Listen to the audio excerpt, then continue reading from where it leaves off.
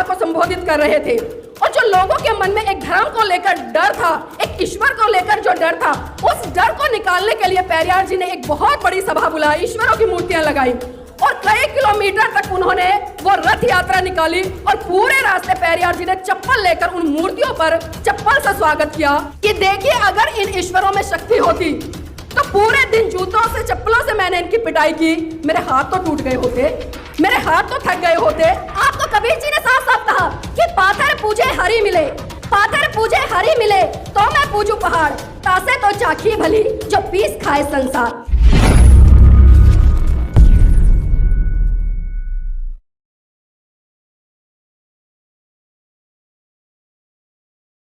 मस्त भारतीय नारी के मुक्तिदाता, बहुजनों के मुक्तिदाता, दुनिया का सूरज, ज्ञान का प्रतीक, संविधान के रचयिता परम पूज्य बाबा साहब को सत सत नमन करते हुए बहुजनों को भारत में सत्ता के गलियारों तक ले जाने वाले साहब मान्यवर काशीराम जी को नमन करते हुए अपनी जूती की नोक से पाखंडवाद को धराशायी करने वाले पेरियार जी को नमन करते हुए इस देश में शिक्षा की अलग जगाकर इस देश में महिलाओं के लिए पहला स्कूल खोलने वाले राष्ट्रपिता ज्योतिबा फूले और माता सावित्री बाई फूले जी को नमन करते हुए और धम्पत ट्रस्ट के माध्यम से आज सांस्कृतिक परिवर्तन दिवस की तरफ बढ़ रहे धम्पत ट्रस्ट के सभी पदाधिकारियों को मेरा क्रांतिकारी जय भीम, नमो बुद्धाय।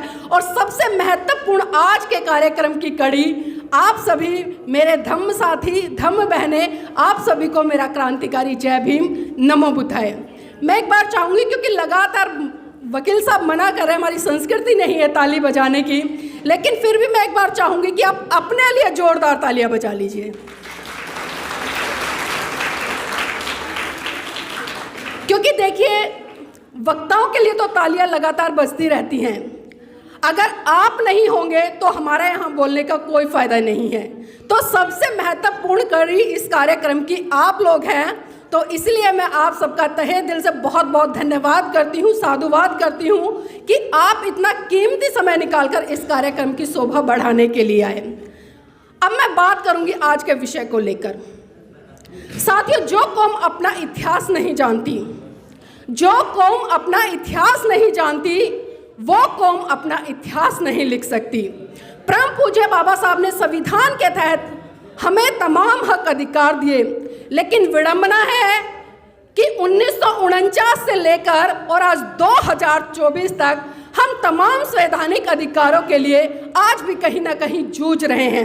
आज धीरे धीरे करके हमसे हमारे तमाम संवैधानिक अधिकार छीने जा रहे हैं, हमारे मौलिक अधिकार छीने जा रहे हैं।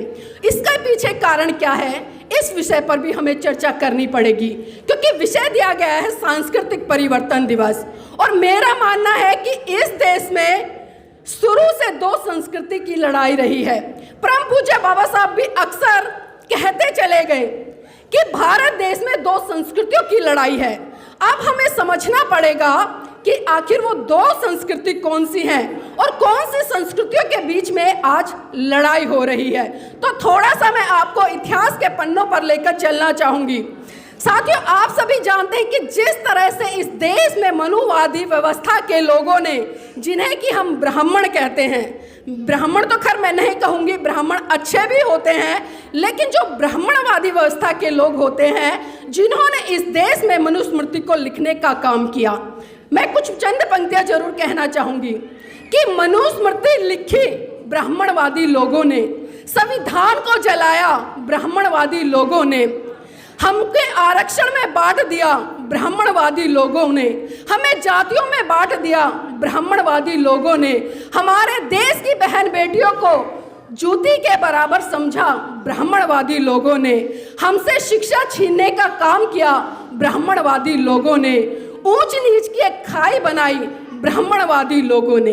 मैं बार बार ब्राह्मणवादी शब्द यूज कर रही हूं, तो इसके पीछे समझ जाना चाहिए कि ब्राह्मणवादी हम भी हो सकते हैं। जो व्यक्ति भेदभाव करता है, एक दूसरे को छोटा बड़ा दिखाता है, एक दूसरे के प्रति हीन भावना रखता है, सही मायने में वो ब्राह्मणवादी है। आप सबको पता है कि जिस तरह से मनुस्मृति लिखी गई और मनुस्मृति में जिस तरह से खासकर जो 4 वर्णों का विभाजन हुआ, पहले नंबर पे देखिए चालाक ब्राह्मणवादी लोगों ने ब्राह्मण को रखा, दूसरे नंबर पर क्षत्रिय को रखा, तीसरे नंबर पर वैश्य को रखा और चौथे नंबर पर शूद्र को रखा, जिसे कि हम संवैधानिक भाषा में SC, ST, OBC और माइनॉरिटी कहते हैं। अब एक बात सोचिए, आप सभी पढ़े लिखे हैं, यहाँ पर विज्ञान को जानने वाले भी बहुत सारे लोग हैं। क्या आज तक कभी किसी ने, जिस ब्राह्मण ने ये कहा, जिस ब्राह्मण ने मनुस्मृति में ये लिखा कि ब्राह्मण ब्रह्मा के मुख से पैदा हुआ, क्या आपने आज तक कभी देखा है कि कोई बच्चा मुख से पैदा हुआ हो? देखा है? मुख से हमने खकार निकलते देखी है, थूक निकलते देखा है, लेकिन आज तक इतिहास गवाह है कभी भी हमने बच्चा पैदा होते हुए नहीं देखा। इसी तरह से उन्होंने वर्ण के आधार पर जब बात की कि क्षत्रियों का काम है सत्ता पर काबिज रहना, युद्ध करना, रक्षा करना, उनको रक्षा और सुरक्षा के आधार पर बांट दिया और कहा गया कि जो क्षत्रिय और ब्राह्मण की रक्षा करेगा और वो सत्ता पर काबिज होकर शासन को चलाने का काम करेगा। और तीसरे नंबर पर अगर मैं आऊं तो वर्ण व्यवस्था के अकॉर्डिंग जिस तरह से तीसरे नंबर पर वैश्य समाज को रखा कि ये व्यापार करेगा और व्यापार से जो कर भरेगा उससे ब्राह्मणों का पालन पोषण होगा। और इसी तरह से तीसरे नंबर पर मैं, चौथे नंबर पर मैं बात करूं तो वहां पर शूद्रों को रखा गया और शूद्रों के लिए साफ साफ मनुस्मृति में निर्देश दिया गया कि जो शूद्र समाज है वो जो ऊपर के तीनों वर्ण हैं, जिसमें कि ब्राह्मण, क्षत्रिय, वैश्य, इन तीनों की सेवा करेगा। अब आप खुद सोचिए कि यह व्यवस्था कहां से शुरू हुई और आज कहां पर चल रही है। अभी जिस तरह से आपने देखा होगा, एक मोटिवेशनल स्पीकर है विवेक बिंद्रा जी, जिन्होंने कहा कि शूद्रों का काम शासन पर सत्ता करना नहीं है। अब ये लोग हमें बताएंगे कि हमें क्या करना है, क्या नहीं करना। कहते हैं ना कि जाति है कि जाति नहीं, जाति है कि जाति नहीं, ये अक्सर हम सुनते आए हैं, लेकिन कभी सवाल किया है कि ये जाति आखिर क्यों नहीं जाती? इसके पीछे बहुत बड़ा कारण है, क्योंकि साथियों हमने परम पूज्य बाबा साहब को आज तक नहीं समझा। अगर मैं बात करूं 1935 की, 1935 में परम पूज्य बाबा साहब ने एवला की धरती से घोषणा की कि मैं हिंदू धर्म में पैदा हुआ, ये मेरे बस की बात नहीं थी, लेकिन मैं हिंदू धर्म में मरूंगा नहीं, ये मेरे बस की बात होगी। तो 1935 में परम पूज्य बाबा साहब ने एवला में घोषणा की और फिर ठीक 21 साल बाद 14 अक्टूबर सन 1956 को नागपुर की पावन धरती पर परम पूज्य बाबा साहब ने लाखों अनुयायियों के साथ में बौद्ध धर्म की दीक्षा ग्रहण की और खुले मन से की। क्या परम पूज्य बाबा साहब की उस बात को हमने समझा? कितने लोगों ने आज बौद्ध धर्म ग्रहण किया? क्योंकि हम अपने आप को अम्बेडकरवादी तो कहते हैं, हम बड़े बड़े मंच लगा लेते हैं, जय भीम के नारे लगा लेते हैं, लेकिन जब सही रूप से अपने महान पुरुषों की विचारधारा को मनुसात करने की बारी आती है ना, तो हम उससे कोसों दूर खड़े नजर आते हैं। मैं आपको थोड़ा सा पीछे लेकर चलना चाहूंगी इतिहास में, क्योंकि जिस तरह से इतिहास में खासकर इस देश की महिलाओं की जो स्थिति है उसको दर्शाया गया कि महिला चाहे वो किसी भी क्षेत्र की है, किसी भी भाषा की है, किसी भी जाति की है, उसको पुरुषों के अधीन रहना पड़ेगा। और मनुस्मृति क्या कहती है कि शादी से पहले एक महिला को अपने पिता के अधीन, शादी के बाद अपने पति के अधीन, और जब उसका पति मर जाए तो उसको अपने पुत्र के अधीन रहना पड़ेगा।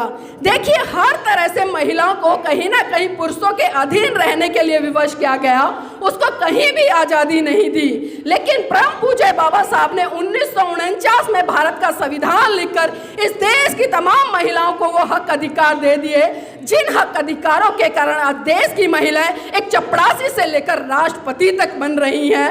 तो नतमस्तक होना चाहिए हमें ऐसे महान पुरुषों के प्रति।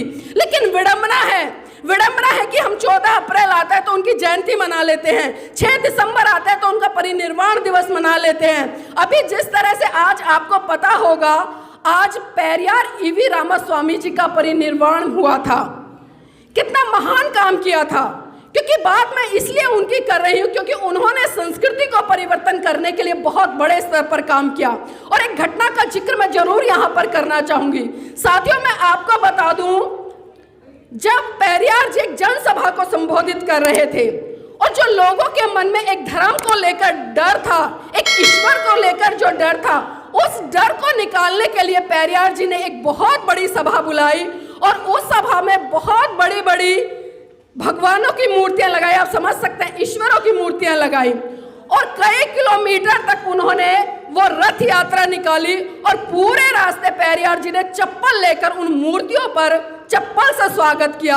और जब शाम को उनकी जो यात्रा थी वो खत्म हुई और जब वो मंच पर जनता को संबोधित करने के लिए लौटे तो उन्होंने साफ साफ कहा कि देखिए, अगर इन ईश्वरों में शक्ति होती तो पूरे दिन जूतों से चप्पलों से मैंने इनकी पिटाई की, मेरे हाथ तो टूट गए होते, मेरे हाथ तो थक गए होते।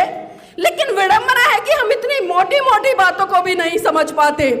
आपको कबीर जी ने साफ साफ कहा कि पाथर पूजे हरि मिले, पाथर पूजे हरि मिले तो मैं पूजू पहाड़, तासे तो चाखी भली जो पीस खाए संसार। लेकिन आज मैं देख रही हूँ मेरे समाज की बहन बेटियां ही नहीं बल्कि मेरे समाज के पुरुष साथी भी कहीं ना कहीं उन पत्थर की मूर्तियों में उलझे रहे हैं।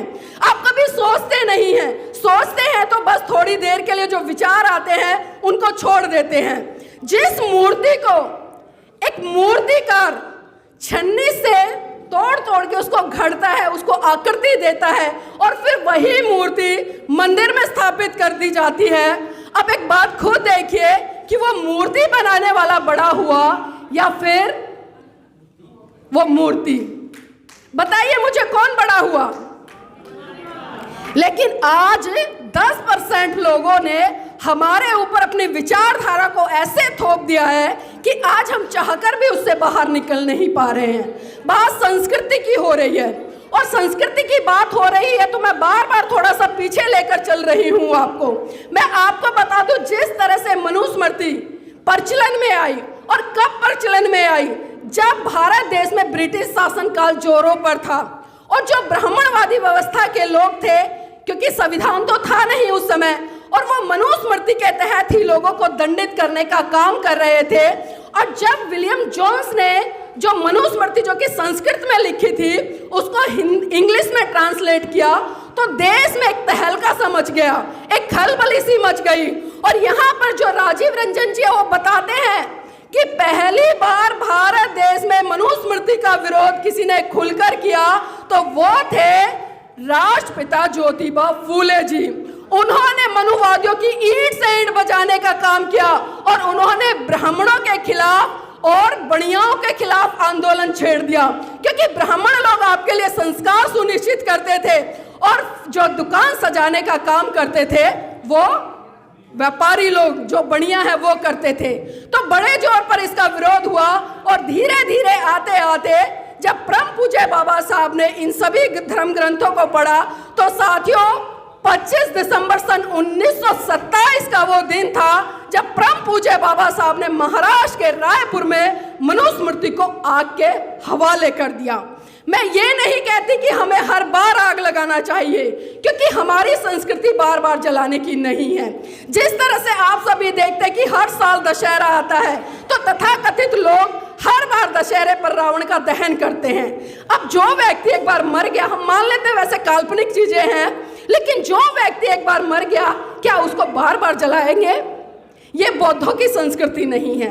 इसलिए 1927 में परम पूज्य बाबा साहब ने जब पहली बार मनुस्मृति का दहन किया और साथियों 25 दिसंबर 1927 से लेकर 6 दिसंबर 1956 तक इतना लंबा समय रहा, परम पूज्य बाबा साहब ने एक भी बार 1927 के बाद मनुस्मृति का दहन नहीं किया।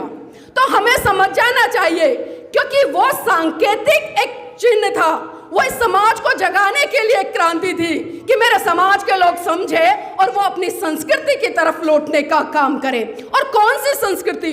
जो संस्कृति आपको करुणा मैत्री भाईचारे का संदेश देती है, जो संस्कृति आपको एक दूसरे के साथ बराबरी में रहने का संदेश देती है, जो संस्कृति आपको एक साथ मिलजुल कर आगे बढ़ने का संदेश देती है, ऐसी संस्कृति को परम पूज्य बाबा साहब ने इस देश में स्थापित करने का काम किया।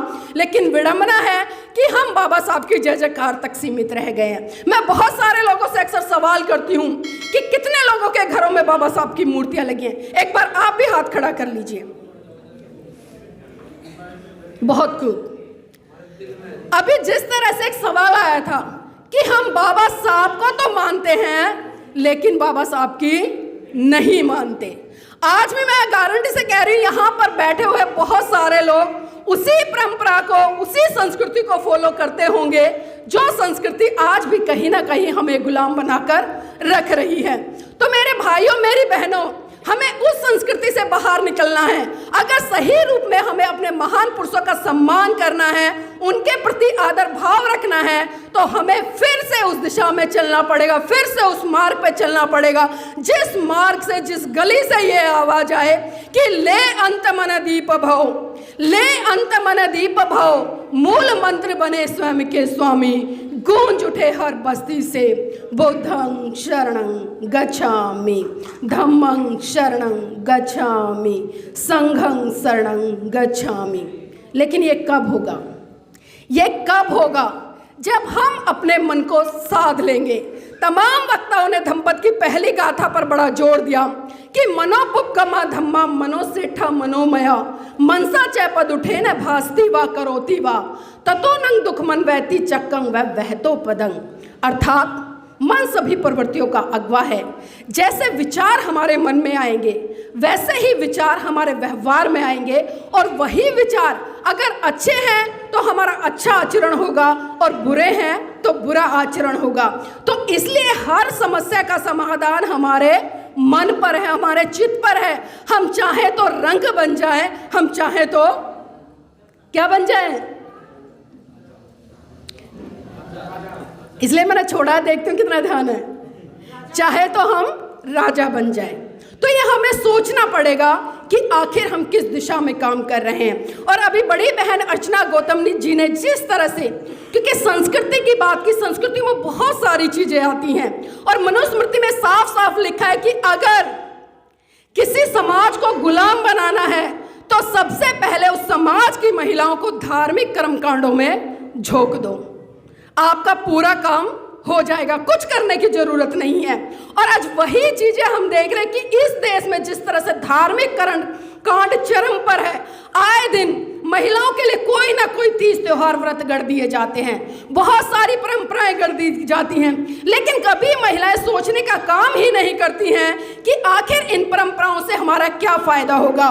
बहन ने करवा चौथ व्रत की बात की, बहन ने चूड़ियों की बात की, मंगलसूत्र की बात की, मांग में सिंदूर की बात की। तो मैं थोड़ा सा एक बार थोड़ा सा पानी देंगे तो सब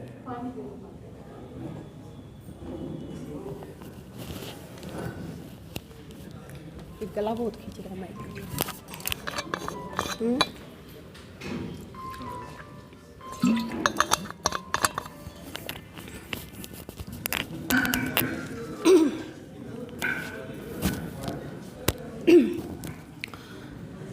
तो जिस तरह से कई परंपराओं की बात की और उसमें कई प्रतीकों की बात की, क्योंकि हर संस्कृति में प्रतीकों का एक अपना महत्व होता है। बहन ने कहा कि चूड़ियां पहननी है तो सोने की पहन लो, लेकिन बहन मैं क्षमा चाहूंगी, मैं आपकी बात से बिल्कुल भी सहमत नहीं हूं, क्योंकि बाबा साहब ने कहा है कि चाहे बेड़ियां सोने की ही क्यों ना हो, गुलामी गुलामी होती है, गुलामी गुलामी होती है। तो हमें इस गुलामी से बाहर निकलना पड़ेगा। और आप सबने स्कूल में, कॉलेज में एक कहावत पढ़ी होगी, चूड़ियां किसका प्रतीक होती हैं?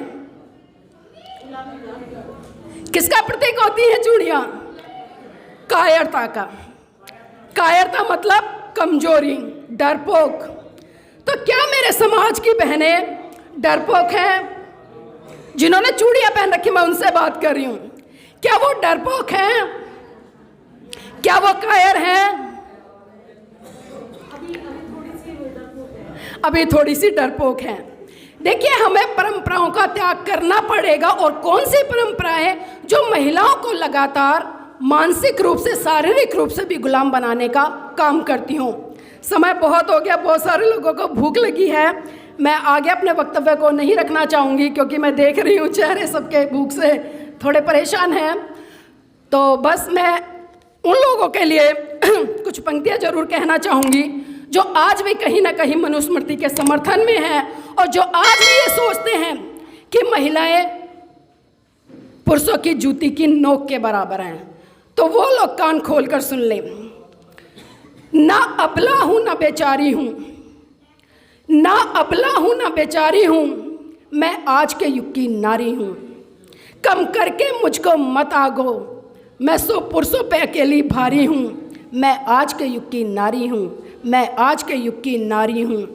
सदियों से जी औरों के लिए, सदियों से जी औरों के लिए, सदियों से अत्याचार रहे, हर बात की सीमा होती है।